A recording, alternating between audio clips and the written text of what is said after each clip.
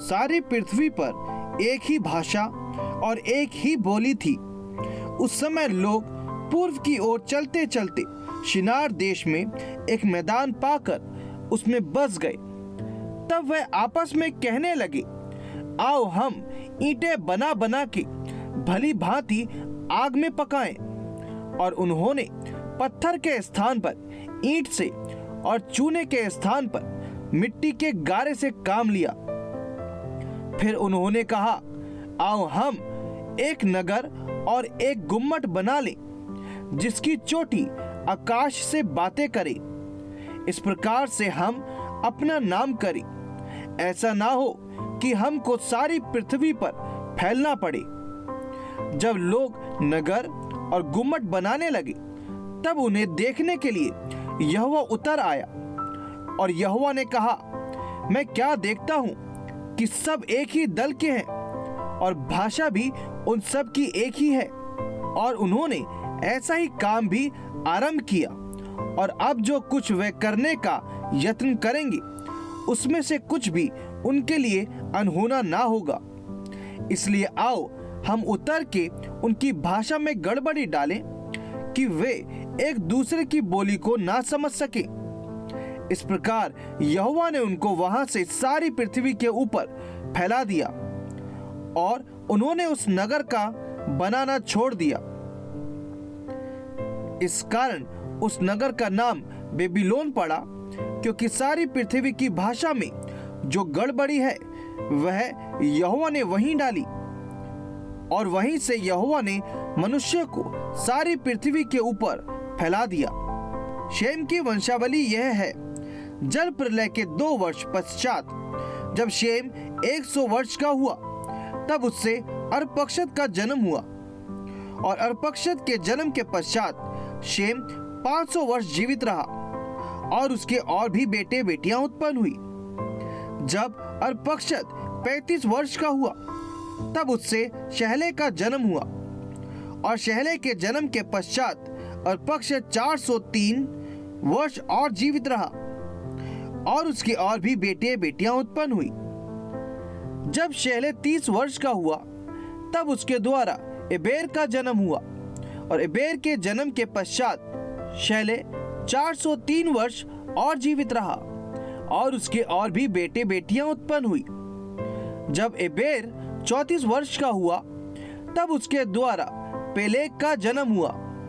और पेलेग के जन्म के पश्चात एबेर 430 वर्ष और जीवित रहा और उसके और भी बेटे बेटियां उत्पन्न हुई।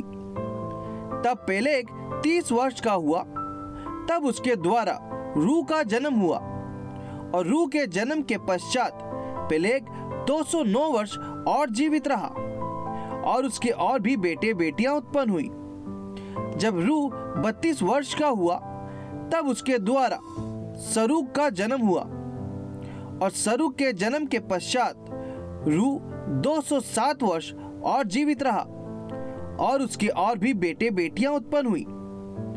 जब सरूग 30 वर्ष का हुआ, तब उसके द्वारा नाहोर का जन्म हुआ। और नाहोर के जन्म के पश्चात सरूग 200 वर्ष और जीवित रहा और उसके और भी बेटे बेटियां उत्पन्न हुई। जब नाहोर 29 वर्ष का हुआ, तब उसके द्वारा तेहरे का जन्म हुआ। और तेहरे के जन्म के पश्चात नाहोर 129 वर्ष और जीवित रहा और उसके और भी बेटे बेटियां उत्पन्न हुई। जब तक तेहरे 70 वर्ष का हुआ, तब तक उसके द्वारा अब्राम और नाहोर और हारान उत्पन्न हुए। तेरे की वंशावली यह है। तेरे से अब्राम, नाहोर और हारान का जन्म हुआ और हारान से लूत का जन्म हुआ। हारान अपने पिता के सामने ही कसदियों के ऊर नामक नगर में, जो उसकी जन्म भूमि थी, मर गया। अब्राम और नाहोर दोनों ने विवाह किया। अब्राम की पत्नी का नाम सारे और नाहोर की पत्नी का नाम मिल्का था। यह उस हारान की बेटी थी जो मिल्का और यिस्का दोनों का पिता था। सारे तो बांझ थी, उसकी संतान ना हुई। तेरे अपने पुत्र अब्राम और अपने पोते लूत, जो हारान का पुत्र था, और अपनी बहू सारे, जो उसके पुत्र अब्राम की पत्नी थी, इन सबों को लेकर कसदियों की ऊर नगर से निकल कनान देश जाने को चला, पर हरान नामक देश में पहुंचकर वहीं रहने लगा। जब तेरे 205 वर्ष का हुआ तब वह हरान देश में मर गया। यहोवा ने अब्राम से कहा, अपने देश और अपने कुटुंबियों और अपने पिता के घर को छोड़कर उस देश में चला जा जो मैं तुझे दिखाऊंगा, और मैं तुझसे एक बड़ी जाति बनाऊंगा और तुझे आशीष दूंगा और तेरा नाम महान करूंगा, और तू आशीष का मूल होगा। जो तुझे आशीर्वाद दे उन्हें मैं आशीष दूंगा, और जो तुझे कोसे उसे मैं शाप दूंगा, और भूमंडल के सारे कुल तेरे द्वारा आशीष पाएंगे। यहोवा के इस वचन के अनुसार अब्राम चला और लूत भी उसके संग चला। और जब अब्राम हरान देश से निकला उस समय वह 75 वर्ष का था। इस प्रकार अब्राम अपनी पत्नी सारे और अपने भतीजे लूत को और जो धन उन्होंने इकट्ठा किया था और जो प्राणी उन्होंने हरान में प्राप्त किए थे, सबको लेकर कनान देश में जाने को निकल चला। और वह कनान देश में आ गए। उस देश के बीच से जाते हुए अब्राम शकेम में, जहां मोरे का बांज वृक्ष है, पहुंचा। उस समय उस देश में कनानी लोग रहते थे। तब यहोवा ने अब्राम को दर्शन देकर कहा, यह देश मैं तेरे वंश को दूंगा। और उसने वहां यहोवा के लिए, जिसने उसे दर्शन दिया था, एक वेदी बनाई। फिर वहां से आगे बढ़कर वह उस पहाड़ पर आया जो बेतेल के पूर्व की ओर है, और अपना तंबू उस स्थान में खड़ा किया जिसके पश्चिम की ओर तो बेतेल और पूर्व की ओर ए है। वहां भी उसने यहोवा के लिए एक वेदी बनाई और यहोवा से प्रार्थना की। और अब्राम आगे बढ़ करके दक्षिण देश की ओर चला गया। उस देश में अकाल पड़ा, इसलिए अब्राम मिस्र देश को चला गया कि वहां परदेशी होकर रहे, क्योंकि देश में भयंकर अकाल पड़ा था। फिर ऐसा हुआ कि मिस्र के निकट पहुंचकर उसने अपनी पत्नी सारे से कहा, सुन, मुझे मालूम है कि तू एक सुंदर स्त्री है, और जब मिस्री तुझे देखेंगे तब कहेंगे यह उसकी पत्नी है, इसलिए वे मुझको तो मार डालेंगे पर तुझको जीती रख लेंगे। अतः यह कहना, मैं उसकी बहन हूं, जिससे तेरे कारण मेरा कल्याण हो और मेरा प्राण तेरे कारण बचे। फिर ऐसा हुआ कि जब अब्राम मिस्र में आया तब मिस्रियों ने उसकी पत्नी को देखा कि वह अति सुंदर है, और फिरौन के हाकिमों ने उसको देखकर फिरौन के सामने उसकी प्रशंसा की। इसलिए वह स्त्री फिरौन के घर में पहुंचाई गई, और फिरौन ने उसके कारण अब्राम की भलाई की और उसको भेड़ बकरी, गाय बैल, दास दासियां, गधे गधियां और ऊंट मिले। परंतु यहोवा ने फिरौन और उसके घराने पर अब्राम की पत्नी सारे के कारण बड़ी बड़ी विपत्तियां डाली। तब फिरौन ने अब्राम को बुलवाकर कहा, तूने मेरे साथ यह क्या किया? तूने मुझे क्यों नहीं बताया कि वह तेरी पत्नी है? तूने क्यों कहा कि वह तेरी बहन है? मैंने उसे अपनी ही पत्नी बनाने के लिए लिया, परंतु अब अपनी पत्नी को लेकर यहाँ से चला जा।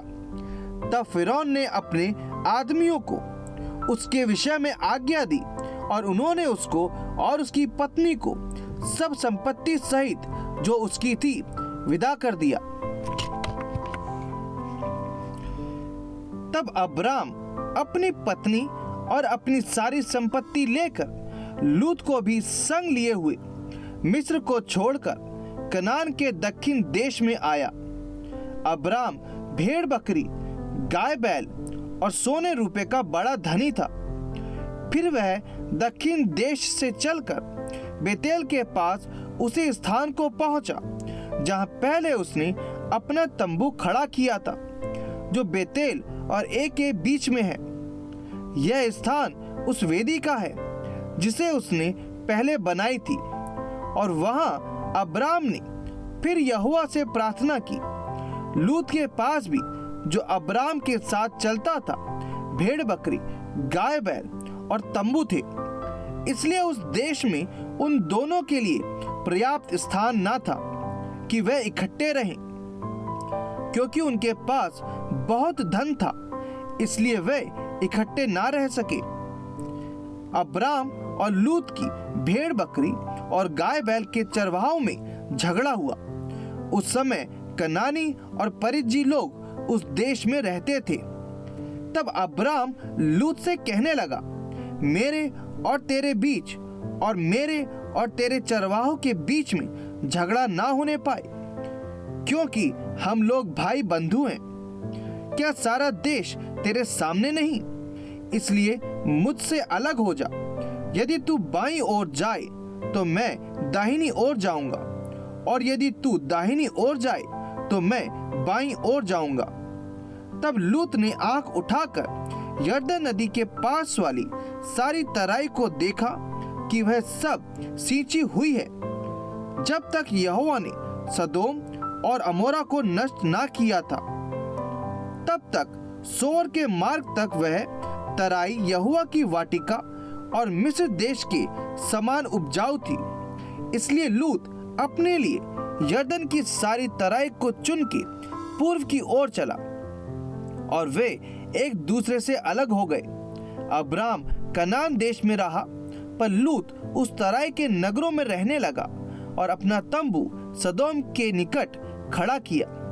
सदोम के लोग यहोवा के लेखे में बड़े दुष्ट और पापी थे।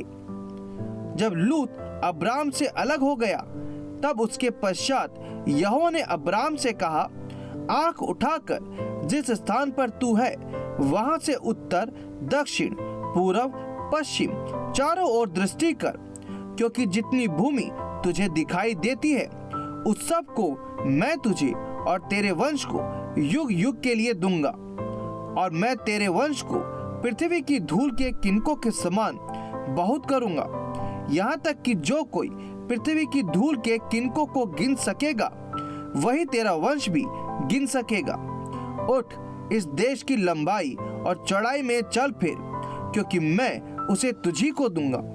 इसके पश्चात अब्राम अपना तंबू उखाड़कर ममरे के बांज वृक्षों के बीच जो हिब्रोन में थे जाकर रहने लगा, और वहां भी यहोवा की एक वेदी बनाई। शिनार के राजा अम्रापेल और एलासर के राजा अर्योक और एलाम के राजा कदोर्लाओमेर और गोइम के राजा तिदाल के दिनों में ऐसा हुआ कि उन्होंने सदोम के राजा बेरा और अमोरा के राजा बिरशा और अदमा के राजा शिनाब और सबोयीम के राजा शमेबेर और बेला, जो सोर भी कहलाता है, इन राजाओं के विरुद्ध युद्ध किया। इन पांचों ने सिद्दीम नामक तराई में, जो खारे ताल के पास है, एका किया। 12 वर्ष तक तो ये कदोर्लाओमेर के अधीन रहे, पर 13वें वर्ष में उसके विरुद्ध विद्रोह किया। 14वें वर्ष में कदोर्लाओमेर और उसके संगी राजा आए और अशतरोक्तनम में रपाइयों को और हाम में जूजियों को और शाबे किरियतैम में एमियों को और सेईर नामक पहाड़ पर होरियों को मारते मारते उस एल्पारान तक, जो जंगल के पास है, पहुंच गए। वहां से वे लौटकर एनमी शपात को आए, जो कादेश भी कहलाता है, और अमालेकियों के सारे देश को और उन एमोरियों को भी जीत लिया जो हसोर तामार में रहते थे। तब सदोम, अमोरा, अदमा, सबोयीम और बेला, जो सोर भी कहलाता है, इनके राजा निकले और सिद्दीम नामक तराई में उनके साथ युद्ध के लिए पांति बांधी, अर्थात एलाम के राजा कदोर्लाओमेर, गोइम के राजा तिदाल, शिनार के राजा अमरापेल और एलासर के राजा अर्योक, इन चारों के विरुद्ध उन पांचों ने पांति बांधी। सिद्दीम नामक तराई में, जहाँ लसार मिट्टी के गड्ढे ही गड्ढे थे, सदोम और अमोरा के राजा भागते भागते उनमें गिर पड़े और जो बचे वे पहाड़ पर भाग गए। तब वे सदोम और अमोरा के सारे धन और भोजन वस्तुओं को लूट लाट कर चले गए। और अब्राम का भतीजा लूत, जो सदोम में रहता था, उसको भी धन समेत वे लेकर चले गए। तब एक जन भागकर बच निकला था। उसने जाकर इब्री अब्राम को समाचार दिया। अब्राम तो एमोरी ममरे, जो एशकोल और आनेर का भाई था, उसके बांज वृक्षों के बीच में रहता था। और ये लोग अब्राम के संग वाचा बांधे हुए थे। यह सुनकर कि उसका भतीजा बंदी बना लिया गया है, अब्राम ने अपने 318 शिक्षित, युद्ध कौशल में निपुण दासों को लेकर, जो उसके कुटुंब में उत्पन्न हुए थे, अस्त्र शस्त्र धारण करके दान तक उनका पीछा किया और अपने दासों के अलग अलग दल बांधकर रात को उन पर चढ़ाई करके उनको मार लिया और होबा तक, जो दमिश्क के उत्तर की ओर है, उनका पीछा किया। और वह सारे धन को और अपने भतीजे लूत और उसके धन को और स्त्रियों को और सब बंदियों को लौटा ले आया। जब वह कदोर्लाओमेर और उसके साथी राजाओं को जीत कर लौटा आता था, तब सदोम का राजा शावे नामक तराई में, जो राजा की तराई भी कहलाती है, उससे भेंट करने के लिए आया। तब शालेम का राजा मलिकिसिदक, जो परम प्रधान ईश्वर का याजक था, रोटी और दाखमधु ले आया और उसने अब्राम को यह आशीर्वाद दिया, परम प्रधान ईश्वर की ओर से, जो आकाश और पृथ्वी का अधिकारी है, तू धन्य हो और धन्य है परम प्रधान ईश्वर, जिसने तेरे द्रोहियों को तेरे वश में कर दिया है। तब अब्राम ने उसको सब वस्तुओं का दशमांश दिया। तब सदोम के राजा ने अब्राम से कहा, प्राणियों को तो मुझे दे और धन को अपने पास रख। अब्राम ने सदोम के राजा से कहा, परम प्रधान ईश्वर यहोवा, जो आकाश और पृथ्वी का अधिकारी है, उसकी मैं यह शपथ खाता हूँ कि जो कुछ तेरा है, उसमें से ना तो मैं एक सूत और ना जूती का बंधन, ना कोई और वस्तु लूंगा, कि तू ऐसा ना कहने पाए कि अब्राम मेरे ही कारण धनी हुआ। पर जो कुछ इन जवानों ने खा लिया है और उनका भाग जो मेरे साथ गए थे, अर्थात आनेर, एशकोल और ममरे, मैं नहीं लौटाऊंगा। वह तो अपना अपना भाग रख ले। इन बातों के पश्चात यहोवा का यह वचन दर्शन में अब्राम के पास पहुंचा, हे अब्राम, मत डर, तेरी ढाल और तेरा अत्यंत बड़ा प्रतिफल मैं हूँ। अब्राम ने कहा, हे प्रभु यहोवा, मैं तो निर्वंश हूँ और मेरे घर का वारिस यह दमिश्क वासी एलिएजेर होगा, अतः तू मुझे क्या देगा? और अब्राम ने कहा, मुझे तो तूने वंश नहीं दिया, और क्या देखता हूँ कि मेरे घर में उत्पन्न हुआ एक जन मेरा वारिस होगा। तब यहोवा का यह वचन उसके पास पहुंचा, यह तेरा वारिस ना होगा, तेरा जो निज पुत्र होगा वही तेरा वारिस होगा। और उसने उसको बाहर ले जाके कहा, आकाश की ओर दृष्टि करके तारागण को गिन, क्या तू उनको गिन सकता है? फिर उसने उससे कहा, तेरा वंश ऐसा ही होगा। उसने यहोवा पर विश्वास किया और यहोवा ने इस बात को उसके लेखे में धर्म गिना। तब उसने उससे कहा, मैं वही यहोवा हूँ जो तुझे कसदियों के उर नगर से बाहर ले आया कि तुझको इस देश का अधिकार दूं। उसने कहा, हे प्रभु यहोवा, मैं कैसे जानूं कि मैं इसका अधिकारी होऊंगा? यहोवा ने उससे कहा, मेरे लिए 3 वर्ष की एक क्लोर और 3 वर्ष की एक बकरी और 3 वर्ष का एक मेढ़ा और एक पिंडुक और कबूतर का एक बच्चा ले। इन सबों को लेकर उसने बीच से 2 टुकड़े कर दिया और टुकड़ों को आमने सामने रखा, पर चिड़ियों के उसने टुकड़े नहीं किए। जब मांसाहारी पक्षी लोथों पर झपटे, तब अब्राम ने उन्हें उड़ा दिया। जब सूर्य अस्त होने लगा, तब अब्राम को भारी नींद आई और देखो, अत्यंत भय और महाअंधकार ने उसे छा लिया। तब यहोवा ने अब्राम से कहा, यह निश्चय जान कि तेरे वंश पराये देश में परदेशी होकर रहेंगे और उस देश के लोगों के दास हो जाएंगे और वह उनको 400 वर्ष तक दुख देंगे। फिर जिस देश के वे दास होंगे उसको मैं दंड दूंगा और उसके पश्चात वे बड़ा धन वहां से लेकर निकल आएंगे। तू तो अपने पितरों में कुशल के साथ मिल जाएगा। तुझे पूरे बुढ़ापे में मिट्टी दी जाएगी, पर वह चौथी पीढ़ी में यहाँ फिर आएंगे, क्योंकि अब तक एमोरियों का अधर्म पूरा नहीं हुआ है। और ऐसा हुआ कि सूर्य अस्त हो गया और घोर अंधकार छा गया।